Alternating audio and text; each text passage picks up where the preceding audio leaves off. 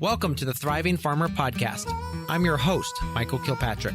Our mission is to inspire, educate, and celebrate sustainable farming. We believe that you can build a profitable, sustainable farm that gives you true farm freedom. Join us as we talk to farmers, innovators, educators, and entrepreneurs to glean their top takeaways in business and life. This podcast is brought to you by Grown By. Join farmers from across the U.S. who are selling direct on the first cooperatively owned sales app, Grown By. You can easily manage CSAs of any scale, organize your spring plant sales, move that freezer meat, or even sell wholesale on Grown By. Farm shops are free to build with lots of inventory options. You can accept credit cards and offline payments, and their pick lists and pack sheets do the job. Customers will get automated notifications on orders, refunds, and pickups. There is no startup fees, no monthly or yearly subscriptions, no additional charge for tech support. The only cost is a small co-op service charge for online processing. However, as a listener of the Thriving Farmer podcast, you get 50% off your first 3 months of co-op service charges on Grown By. Email their very friendly farmer support team at grow@farmgenerations.coop to get this offer. Check it out at grownby.com or download the app on the Google Play or Apple App Stores. Grown By, the farmer-owned marketplace. Steward is transforming agriculture by equipping regenerative farms and food systems with the capital they need to grow. As a mission-driven financial partner, Steward works closely with agriculture businesses to scale their operations, improve the health of their lands and waters, and bolster farm-to-regional food systems. To date, Steward has provided over $15 million in business loans to fund 75 unique projects, backed by more than 1,500 participating lenders.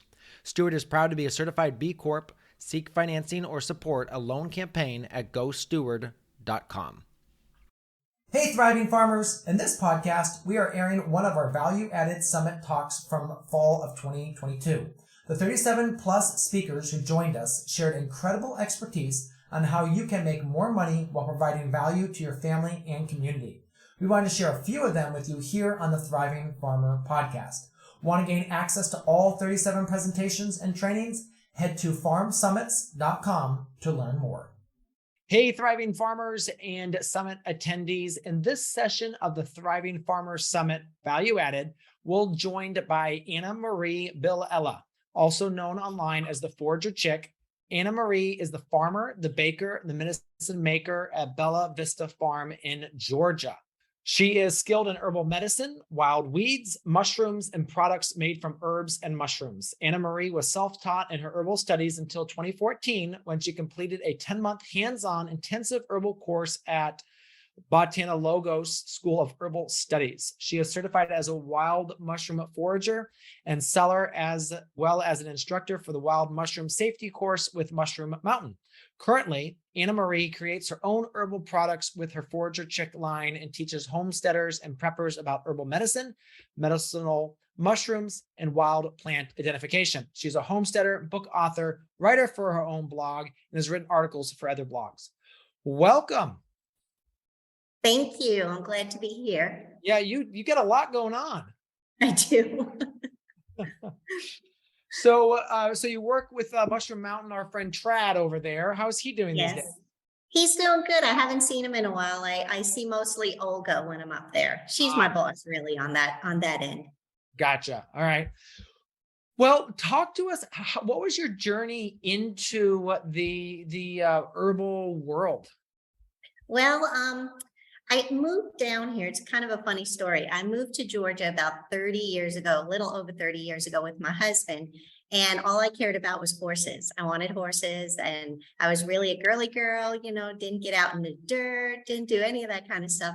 And then after a few years, when I finally had my son, and he was at the babysitters a lot for his first year of life, and he was eating McDonald's and drinking Diet Cokes and Krispy Kreme donuts. And I was like, oh, there's got to be another way. I need to figure this out. I need to get home and stay home with him so he could eat better. So that's when the food movement started to get to me. Like, where's my food coming from? I need to learn to grow my own food. Yeah. And a few years later, I met a good friend, Cindy, who owned a farm that was pretty close to me. And we used to exchange eggs and honey from her farm, and I would teach her girls how to ride horses. Well, all the kids were homeschooled. They were beautiful and healthy. And I thought, man, I want this for my family. How do I do this? And so little by little, I learned from her. One day there was a class we were having, and this lady came from one of the local herbal stores, and she was talking to us about herbal remedies and chickweed, especially chickweed. And she went out in the yard and she picked us some of this chickweed and told us to eat it. And we're all like, what? Eat the chickweed? Yeah. So we ate the chickweed, and then she was telling us, oh, its medicinal benefits and how good it is for the skin. And I was like, oh my God, it's free. It's out there. God put it out there, and it's for all of us to use. And I was hooked. I was hooked from that moment. I was in search of chickweed, and that started my journey all the way pretty much to today, and I haven't stopped. Yeah. In our yard, we've got obviously plantain, we've got dandelion, we've got chickweed. The summer we'll have a little bit purslane. What other things commonly grown in the yard? Oh, you have wood sorrel, which is nice and lemony, plantain, which is great medicinally, or you could eat it. A lot of people don't think about eating it. We have yellow dot, dandelion, all the flowers. Gosh, there's so many edible flowers, especially in the springtime. You have spiderwort and clover, roses and stuff. So there's food all around us all the time. Yeah. So that's how you got started. Now, you said you were doing that till 2014. Then you went to this big herbal course. Talk a little bit about that experience. Sure. I had been dabbling, like I said, just self-taught, dabbling with some of the books. Rosemary Gladstar is definitely one of the, that she's a mother of herbalism. So I read everything she had. And I met the woman that owns BotanoLogos, Patricia Howell, who wrote Medicinal Herbs of the Southern Appalachians. I've met her previous to this course. And one day she said to me, she goes, when are you going to take my course? And I was like, well, heck, it's going to take a miracle or me winning the lottery. Yeah. She goes, well, I kind of need an assistant. You want to be my assistant? I was like, well, heck yeah. Yeah. Sign me up. So once I took this course, it was just like, it put all the pieces together. Definitely. And, while I dabbled somewhat with the medical herbalism and I saw a few clients and I did make products, that's my main thing. I really was drawn towards the foraging and getting my hands in the dirt and not just ordering herbs online. So I really love to get out there and forage with other people and every day. Yeah. Well, you've got some pictures here. Should we go ahead and share those and kind of start just talking through those? Because I think obviously showing and telling is always something that's super important. So I see right in there in the middle, that is stinging nettle, right? Correct. Right. Yes. Clover. Let's see. Is this elderberry? Let's see. I'm batting 3 for 3. Now these flowers are starting to get me a little. Is this frilly stuff? Is that yarrow? That is. Okay. Garlic scapes. Okay. I've given up on this one. Is that delphinium? Can't be. No, you have some roses in there and some spiderwort. Okay. The spiderwort's this right here. The spiderwort is the purple flowers. The purple flowers right there. And then there should be some rose petals right above that. Yep. And then what's this right here? That's a little bit of like almost a shoot. Those are briar shoots. They kind of taste like asparagus. They're delicious. So when you say briar, are you saying like blackberries? No, sorry. Kind of like sawbriar, catbriar. Okay. They're in the sarsaparilla family. Okay. So all those big, huge briars that want to rip your legs off when you're walking through the woods. Oh, gotcha. Okay. Very cool. Yeah. Again, tell us a little bit why you put this picture in. Well, this is how I roll pretty much every day. Don't always have a plan. I'm going out through my gardens and into the woods, and it usually winds up through the fields in the woods. And I just kind of have a mission every day. Hey, what can I eat today? And so I went out there and got all these different things. And I'm like, I'm going to make a beautiful salad, first of all, and decorate with all these flowers. And even with the yarrow leaves have a little bit of a peppery taste. So, and then the nettles, I probably put them in eggs, or I dried them and put them in one of my spice blends. And then the top picture is most likely, the top in the basket. And I made that basket. That was one of my first baskets I made. Very cool. And that And basket, is that made out of willows? no, it's grapevine and then just some of that flat cane that we colored. And I believe there's lemon balm in there. So most likely I was making lemon balm cupcakes. And the clovers down below, I usually put those in biscuits. And you could sell those like you could make biscuits with all these different wildflowers and sell them at the farmer's market just as an added product. All right. So this picture, I'm seeing sumac and shiitakes, and I'm also seeing some goldenrod. Mm-hmm. And then The very sorry. yes, I'm not quite familiar with that. It's Crabapple? actually it's hawthorn berry, and these are the biggest hawthorn berries I have ever seen. So I was like, I'm harvesting those. I found them on one of the hikes we were at. Yeah. So what's the use of goldenrod? Well, goldenrod, the flowers in particular are good for in salves to infuse in oil. They're great for muscle relaxation and helping to, just massage all those aches and pains out of the way. The leaves and the flowers together can be tinctured into a allergy tincture. You could also add them into tea.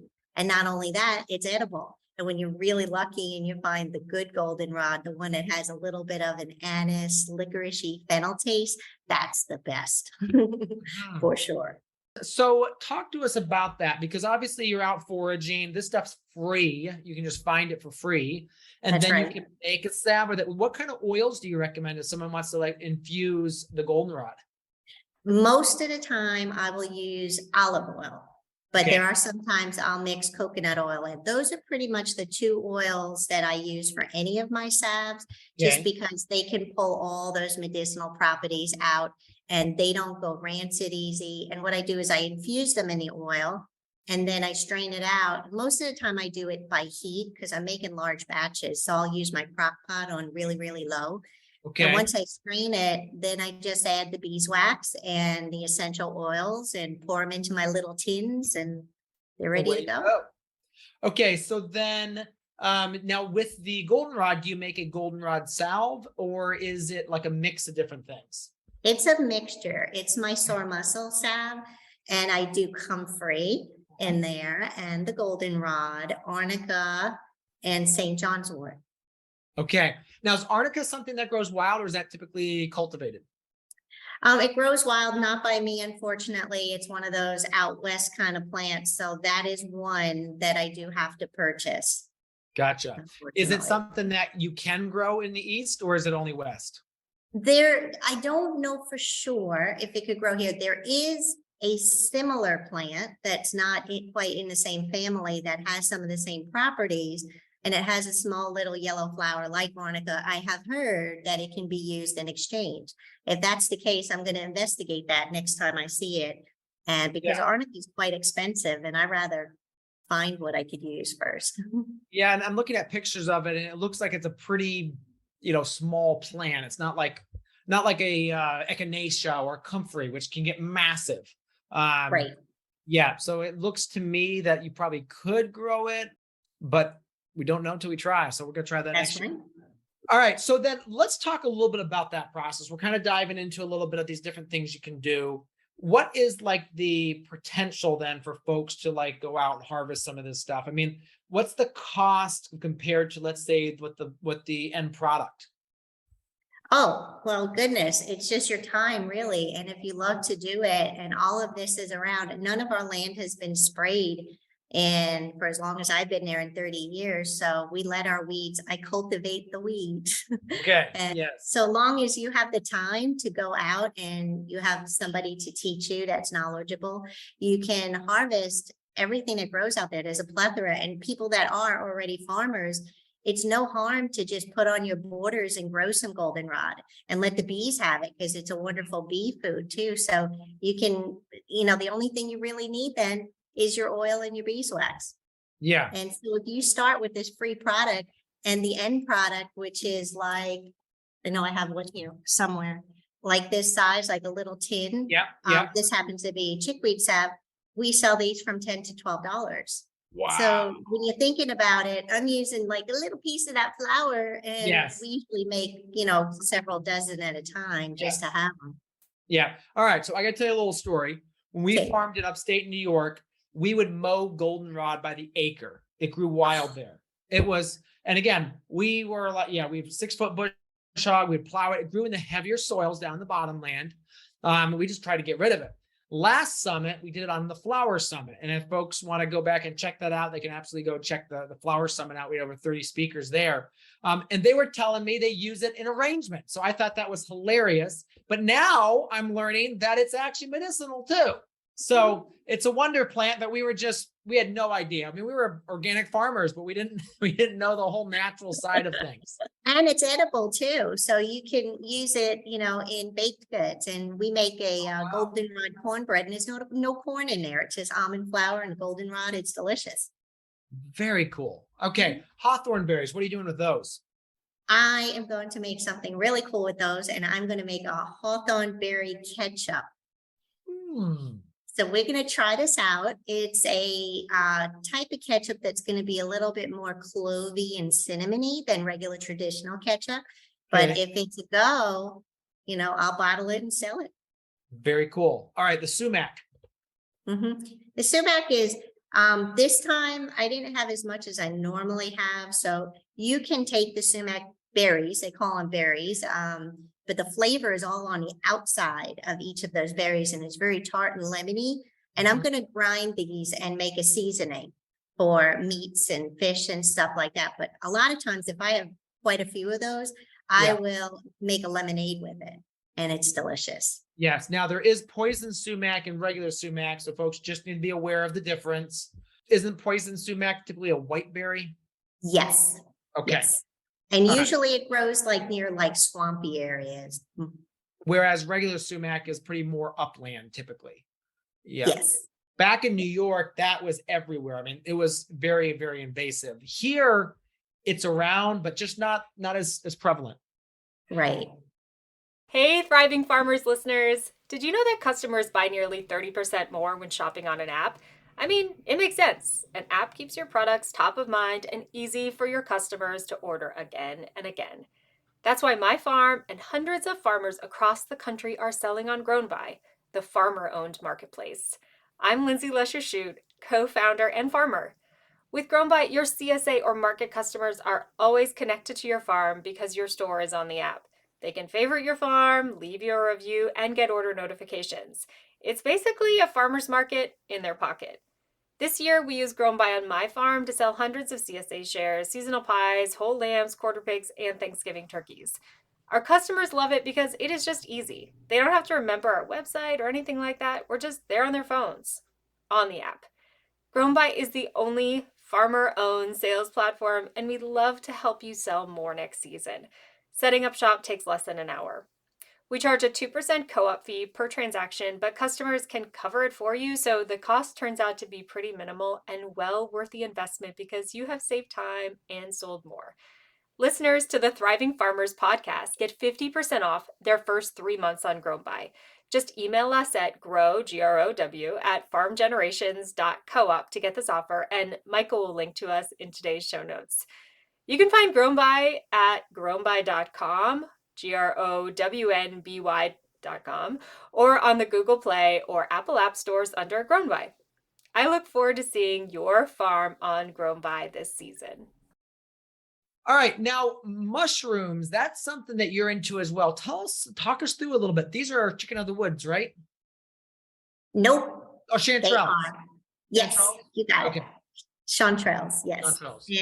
And chanterelles are just abundant when they're out. And yeah, I love mushrooms. Anything about mushrooms, which is funny because I didn't used to like mushrooms. I hated mushrooms because all I ever tried was button mushrooms. Yeah. And then when my mind was and my palate was open to all the wild mushrooms, I was like, Yep. mind blown. So chanterelles can be so abundant, and usually I sell them to restaurants or at the farmer's market.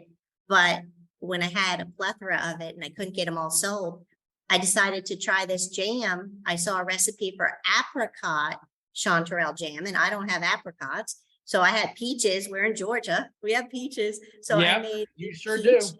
chanterelle jam, and it's so delicious. And you wouldn't think to put chanterelle mushrooms in your jam, but I keep most of them. I've given some to family, and I sell some to an online platform that's a foraging platform that I belong to.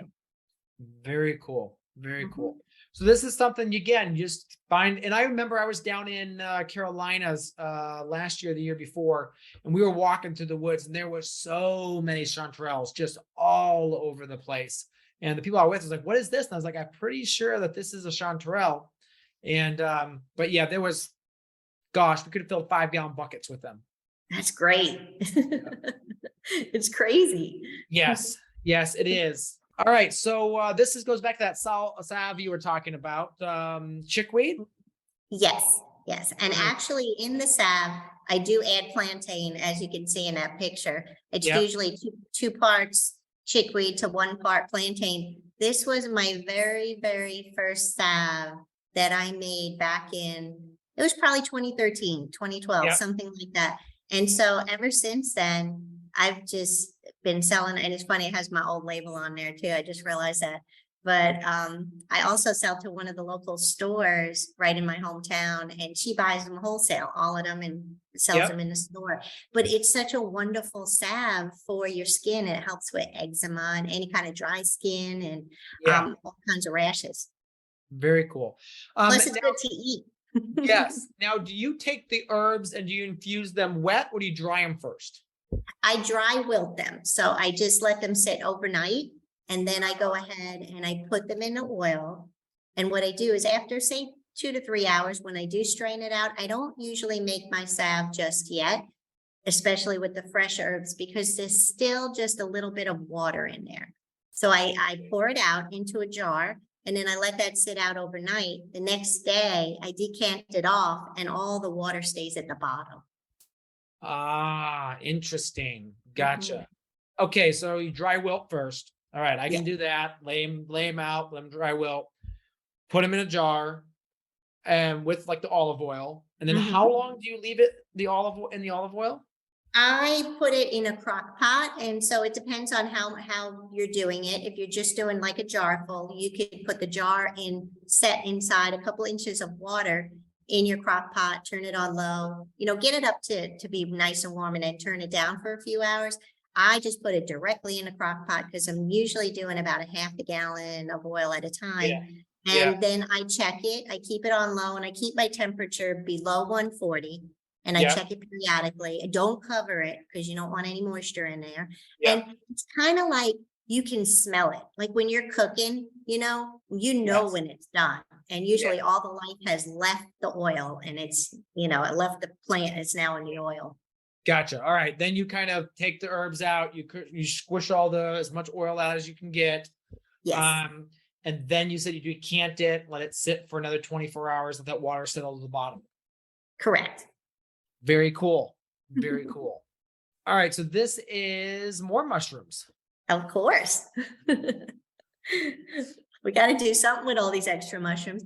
There's 2 kinds here. The bottom picture is a hen of the woods. And the ones on the dehydrator is chanterelles, and I make mushroom jerky with it. So it's just another product, you marinate your mushrooms in like a teriyaki or something, and then you slow cook them, and then you put them in a dehydrator for about anywhere from 4 to 6 hours. And then I put like sesame seeds and some shredded fresh turmeric and ginger, and then I package it up, and people can have chanterelles in the middle of the winter. Very cool. And again, if you're out foraging, chanterelles are just free. So why wouldn't you do this? Exactly. It is time consuming like anything else, but when it's your job, I'd rather do this than go work for somebody else. I don't care. I'll sit with these mushrooms and be in the woods all day long just to make these jerky. Well, you think about a family that might have like a couple kids, they get to 8, 9, 10. This is a perfect opportunity for them to earn some side money, or them just to help the family. So exactly. Fabulous. It's delicious. Yes. All right. So I'm seeing some ramps here. I'm seeing a couple some figs. Is this a little bit of your dried products? Yes, those are my seasonings. Yes, sir. Okay. All right. So And let's talk about that. Seasoning. That's a whole nother line we haven't discussed yet. well, most of those seasonings there have mushrooms in it. I'm also kind of a sneaky chef. I always have been, with my child when he was younger, try to sneak those greens in any which way you can. Well, anybody can make ranch dressing, but if you put mushrooms in ranch dressing, nobody knows what the benefits are in there. And plus I get to have my mushrooms, my extra excess of mushroom that I dehydrate and put it in there. So all of those spices are made with mushrooms that I have dehydrated. Some of the herbs are not what I have dehydrated, because I don't know if you have dried herbs before. It takes a lot, and I now sell a lot, so I can't grow enough parsley or stinging nettle to mix in. So, but I make like cream of mushroom soup and ranch. I have a stock powder. So for people that don't want to make their own bone broth, they could put the stock powder in there and get all the herbs and mushrooms. And I just love doing it. It's great. And again, that's another value added product for people. You just make like a whole batch of them, and then you have all these little packets to sell. I'm going to show you something real quick. This is celery powder. I mean, with the bag completely sealed, that is, I can smell it across the office. Guess how much celery took to make this amount of celery powder? 10 pounds? 2 bushels. Yes. That's crazy. Tremendous amount. I'm not quite sure what I'm going to do with it yet. We probably will make like a celery salt, and then it'll like expand dramatically. It blew my mind when I finally I put it through the Vitamix, and I was like, oh my gosh, look what we ended up with here. Yeah. And it's just how crazy. much. We have dried mint, dried hibiscus, dried parsley, we do dry mushrooms. We dry, what other herbs? Sage. We dried comfrey. We're drying ginger leaf and turmeric leaf. I'm not exactly sure what I'm going to do. Well, especially the turmeric leaf. I'm not sure if there's anything I can do with turmeric leaf. I'm not sure. Yeah, but ginger leaf, supposedly you can make a syrup with it. And then also we can ferment it supposedly and make a tea with it. That's great. Yeah. We've got a lot this year, so we'll be messing around with that. So the ramps in there, we don't have ramps here in Georgia, but a friend of mine went to West Virginia and she said, hey, would you get me some morels? I'll get you ramps. I was like, heck yeah, of course. Yeah. He comes back and I had like a trash bag full of ramps. So I felt like Forrest Gump. I was making ramp salt, salted ramps, ramp butter, ramp bread, you name it. So ramps went in all my wild seasonings too. Yeah, that's awesome. And then what is this over here? This looks like a flower. So that's a mimosa flower. Oh yes, yeah, we have that grows around here. I've seen those. Yes. Yeah. And I make like a syrup with that. I make lots of syrups and vinegars. So and then if you see at the very bottom of that picture, the purple flowers, that's kudzu blossoms. And I know there's not too much kudzu around the world except down here. And I have a chef that purchases the kudzu blossoms and she makes a lemonade. So it's cool. All right. So these look like cherries. Yes.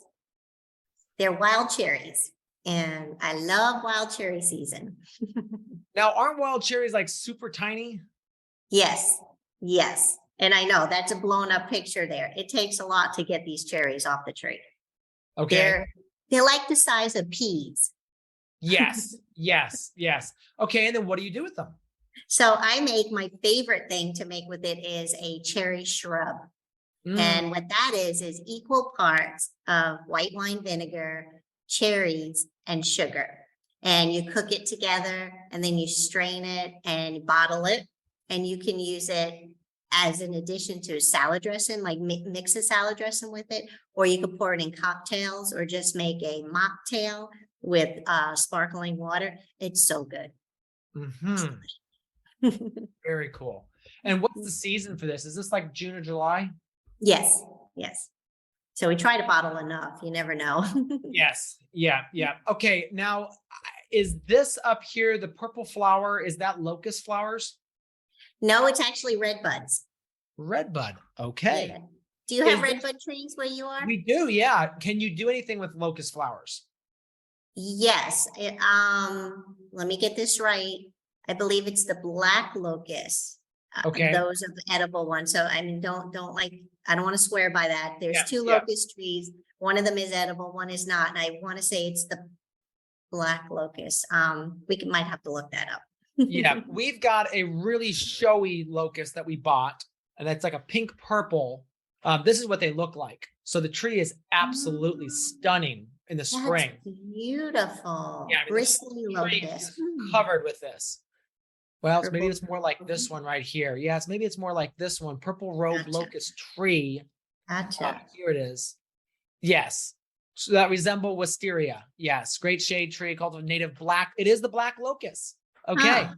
So, So, it might be, I would definitely look into that for sure, just to make Yeah. sure, you know. Yeah. But we'll see. I mean, obviously I don't want to pick all the blossoms off because they're so pretty, but it would Right. be cool. You know, one of the things we did when we started building this farm is we wanted everything on the property to be edible or saleable. Yes. So elderberries, obviously we eat the elderberries, we can use the leaves, you can use the flowers, you can sell the wood for people that want to grow their own. Even like hostas, we do have some hostas. You can actually eat the hostas if you want. The hydrangeas, obviously a great cut flower. So, you know, all those things, everything we plant, we try to make it like that. We grow canna lilies. Mhm. They're those big 6 or 8 feet tall, and Yep. sell the roots in the spring. So, you know, that's kind of what we're working on, is to, you know, build out everything on the farm to be saleable. So have like Gotcha. pretty much 30 different income streams. That's awesome. Do you grow begonias too? Because those are edible. We don't. I did not know that. We do for edible flowers. We typically do marigold, nasturtiums, cosmos, violets in the spring are crazy for us. But begonias would be a good one, and then I'm sure there's others that we just haven't tried yet. Delicious.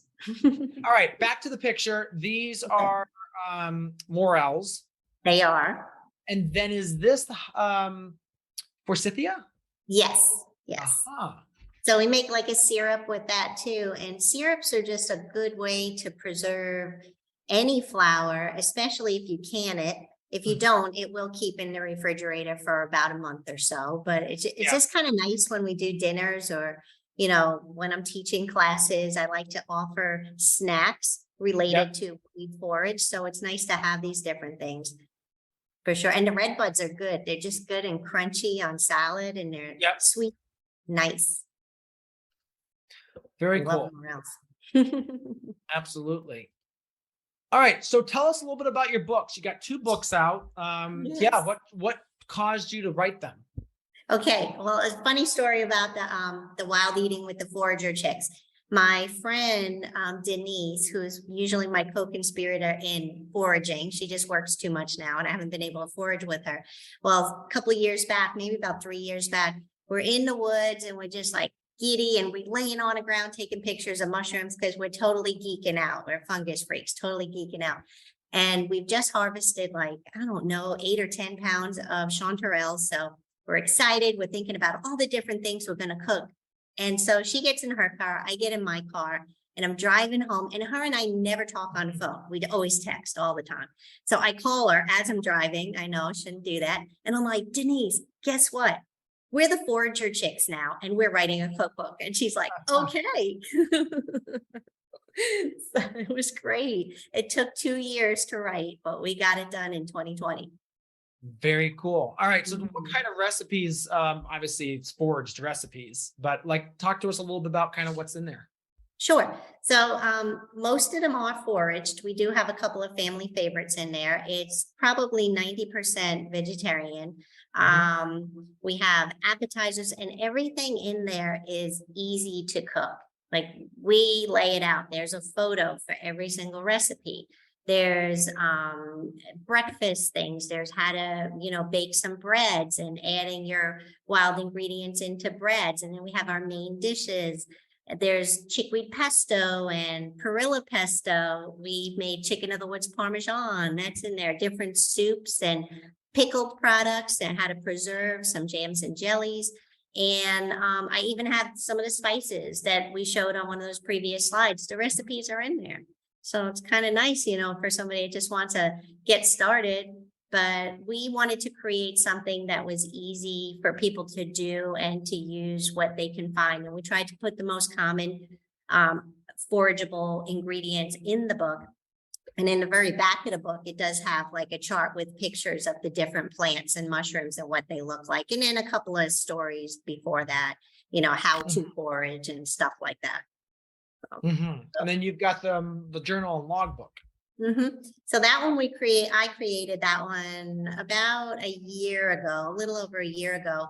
And you could write things in a notebook, of course, but it's kind of nice having something where you can document your finds, what they are. And even if you don't know what it is, one of the very first pages in there, it has like identification pages. So you can write down the different attributes for that mushroom. And then once you know exactly what it is, you can write that in there. You could also do a spore print. It shows how to do a spore print. And in the back, it's a logbook for recording all of your finds and what you did with it. If you sold it, if you preserved it, or gave it away, ate it, whatever. And then a little area for recipes. So that is actually now part of Mushroom Mountain's Wild Mushroom Safety Course, the book. Awesome. That is so cool. Let's a few final questions here before we go. Actually, I got more than a few. When you have an abundance of one thing, what's your go-to typically for trying to preserve it? Drying it right away. Definitely. I dehydrate mushrooms and then I air dry most of my greens. So I try to get it taken care of right away, whatever it has to be done, whether it be dried or if it has to be cooked and then put in the freezer for later. Gotcha. Okay. Do you have a favorite value added product that you've created? That's hard. I was trying to think about some of my favorites. And I think, honestly, I would probably say that little chickweed sap, just because it's so near and dear to me to know that this wild plant, the first plant that I learned about, became like one of the most popular products. That and maybe I do an itch relief stick, which is kind of really cool. And that has plantain in it too, plus a couple of other plants. So yeah, I would probably say that chickweed salve is my favorite. Very cool. For someone who's getting started as foraging, what would you say they need to learn first?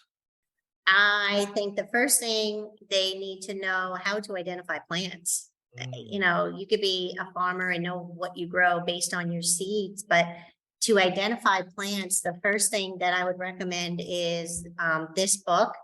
This is a really old one. They have a new version. It's called Newcomb's Wildflower Guide. And it doesn't have colored pictures, I mean, a couple of colored ones, but it's basically a key to key out different plants and identify them that way. Also for mushrooms, get a book that is specific to your area for sure. And not one of those big Audubon books. It's impossible to read through those. Nobody can learn from one of those. Then of course, find a person, find a forager in your area that you could either tag along with or go to one of their classes and learn and basically learn by getting plants and getting mushrooms and studying them. You don't necessarily have to go right out and pick them to eat them because you shouldn't unless you're 100% sure of the ID. So study them and study the different areas that you might have that have weeds and mushrooms and but definitely find a person. And I also offer an online school in addition to an in-person school. So people can find me, at foragerchick.com and come to one of my in-person classes, or I have an online school on Teachable, which I love because now I can share my knowledge more further out there. Very cool. That's awesome. Yeah. All right. A couple final things here. What would you say the biggest surprise has been in your journey?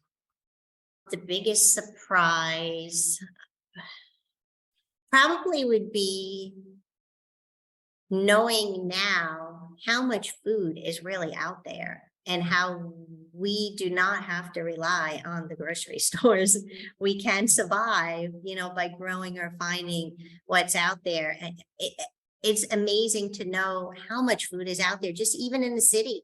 When I go through some parts of my town and I see, it's unfortunately one of the poorest neighborhoods in one area, but there's kudzu growing and dandelion and chickweed, and you're like, wow, people could eat this. It's just the fact that there is food out there that we could eat.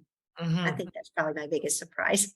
And dandelion is such one of those tonics for you in the spring, especially to help get a lot of those heavy metals and nasties out, Yes. which are really prevalent in cities. So that's awesome.